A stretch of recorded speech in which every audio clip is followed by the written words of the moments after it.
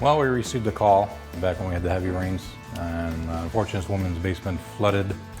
The city sewer had backed up. We offered a solution to that problem by installing a backwater valve on her main sewer line to prevent any water from backing up into her basement again. And unfortunately her hot water tank and her furnace got submerged in water. So anytime water gets in the control panels or the gas valve of either equipment, the safest thing to do is get them replaced.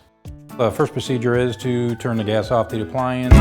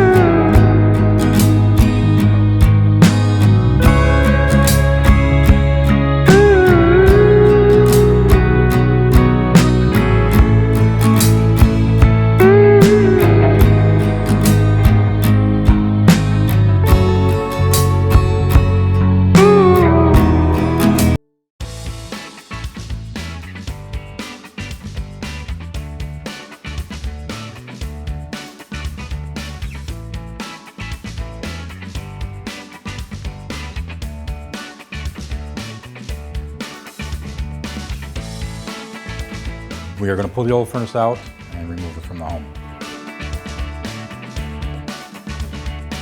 We're going to size up for a new plenum. It needs to be manufactured for the top of the furnace to reach the existing ductwork.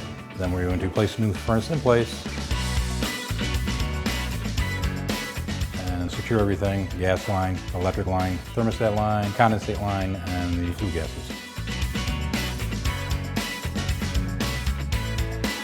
Once we complete the installation of the furnace and the new hot water tank, the customer should be set for many years to come, enjoying the comfort and the efficiency of our new equipment.